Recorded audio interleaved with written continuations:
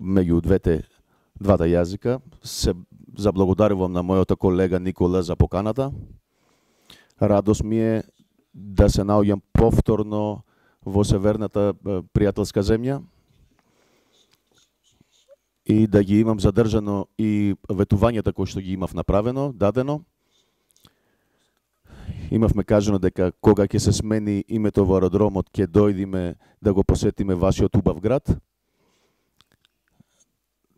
да отвориме втората фаза за согласноста за поврзување меѓу вашата земја и Европска Унија и да поддржиме вашето влегување во иницијативата Ионио Адриатика. Верувам многу во нашата заедничка иднина, во нашата соработка, што ќе биде за добро на нашите граѓани и на целата територија. Верувам длабоко дека ако можеме и сме должни да можеме, и денес направивме чекори, да ги решиме проблемите кои што не ги создадовме Никола и јас, туку ги најдовме, сме должни да ги решиме, дека тоа ќе помогне пријателството меѓу двата народа, секојдневната комуникација и соработката, стабилноста и безбедноста во територијата, дека тоа ќе даде можност да помогнеме и двете држави во развој на целиот регион. Верувам дека овие пречки политички мора да се надминат и тоа ќе допридонесе развој. Се радувам многу што ќе се сретнам со политичкото лидерство на државата. Сакам да се заблагодарам однапред на премиерот господин Зоран Заев што ми дава можност да имаме една креативна дискусија, но и останатите, и господинот Џафери, господинот Ахмети, господинот Мицковски, што ќе имаме можност да ги информираме до кај се наоѓаме. Сакам да кажам дека лесното во политиката е да не правиш ништо и посебно во надворешната политика, и тоа и како професор за меѓународни релации го кажувам тоа, не се сеќавам многу да се жали народот или некој министер да има многу критика зошто не се движи и не решава проблеми. Но потоа доаѓа животот и си ги нуди незините решенија и тоа е многу скапо. Министрите за надворешни работи во рамките на нивните влади со иницијативата на нивните премиери имат должност да наоѓат решенија. И се должни да наоѓат решенија покрај мислењата на јавноста. Треба да тие решенија да помага на нивните земји, нивните проблеми. Грција излегува денес полека од економската криза и за да имаме тој развој што го посакуваме, мора да имаме соработка во цел поширок регион. Цел поширокиот регион ќе мора да влезе во Европската Унија и веруваме во некои честни договори кои што во иднина и двете страни ќе добијат од сето тоа. Двете страни ќе имат придобивки и нема да има некој што ќе изгуби, а некој што ќе добие, туку еден компромис што се однесува и за Грција, кој што посакува еден компромис. И не можеш никогаш да добиеш сето тоа што го имаш во глава. Треба да добиеш тоа што е главно за себе и да го даеш тоа што е главно за другата страна. И најглавно, тоа е заеднички интерес за воиднината. Верувам многу за стабилноста и безбедноста во територијата, во регионот, и ова северната пријателска земја, верувам дека е една земја со која нашите релации на државно ниво сме должни да следат тоа што се случува во самиот живот. Знаеме дека милиони луѓе меѓу двете држави се движат, посетуват. Знаеме дека Северна Грција ги прифаќа со радост граѓаните на вашата земја за туризам или за бизнис или за пријателски посетувања и спротивно тоа. Нашите народи се многу блиску.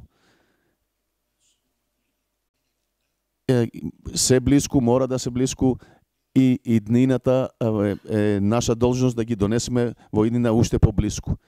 Наши држави, наши народи ќе имат добивка од заедничките акции во иднината и од грижа за новите генерации за цела територија. Текстовите се прават за да се разјаснуваат позициите и предлозите на страните. Сигурно на крајот ќе направиме еден единствен текст. На голем степен, во голем степен сме договорени што сакаме за иднината и за останатите теми. Господинот Нимиц, тоа што ние ќе се договориме и ќе преговараме со него, ќе го остави во еден текст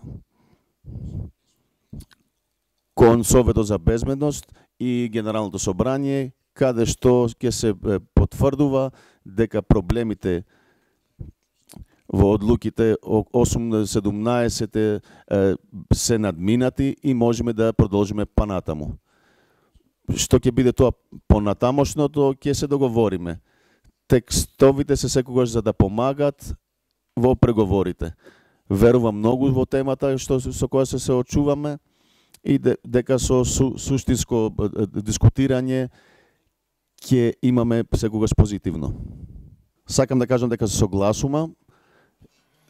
Потребна ни е едно праведно решение, што не ќе ги решава само проблемите од минатото, туку ќе создава една позитивна иднина, туку ќе создава инвестиција во идните генерации, ќе ги отвора улиците, патиштата и не ќе создава некои други проблеми за војднина. Ова прашање ми го прават и во самите преговорите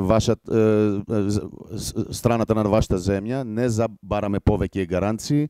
Едноставно земаме предвид искуство што го имаме во Европската Унија со одлуките на уставни судови кои сметат дека уставите остануваат над европското и меѓународното право. Ве потсеќам на повеќе одлуки на Уставниот суд на Германија и спогодбата на Маастрихт и на Лисабон во последните 20 години во Европска Унија. Тоа е едно прашање за уставната промена што го бараме, го дискутираме. Мислам дека потребно е да го разјасниме се до тоа и да видиме на крајот кај ќе завршиме. Не мислам дека тоа е едно прашање што можеме овој момент да го отвориме, бидејќи се наоѓаме сред едно преговарање. Чесен, праведен и точно решение. Тоа е решение што ги зема предвид главните точки на интересот на двете страни. И главните интереси на секоја страна се лоцират преку преговорите што ги вршиме и во резултатот што ќе го имаме. И јас не сакам сега во самото преговарање да ви анализирам моите позиции. Но некој друг момент ќе ви донесам, ќе ви представам повеќе примери за какви имиња се наоѓаат и ова земја и како ние што во Грција што правиме разни уставни промени. Тоа не е нешто страшно. Законите, уставите, менталитетите со текот на време се менуваат. И како што имам кажано, 2 главни и 5 помали промени ги има направено тука земјата. Не сакам да навлегувам сега на такво прашање. Морална промена е таа што ќе ги задоволи двете страни. Не зборувам за екстремистите во двете земји, зборувам за тие што размислува за една заедничка иднина. Не бараме едната страна да се уништи и другата да се радува дека победи. Тоа не е ни честно, ни морално решение. Тоа што го бараме е меѓу различните мислења што ги имаме да најдеме едно вкупно решение што да ги интегрира сето тоа што за секоја страна е значајно. Не може ни едната ни другата страна да прифати се што предложува секоја страна. Дури и дома како пар со нашите деца имаме компромиси, правиме компромиси, инаку не можеш да имаш соживот. И тоа што постои дека постојат праведни компромиси и скапаните компромиси.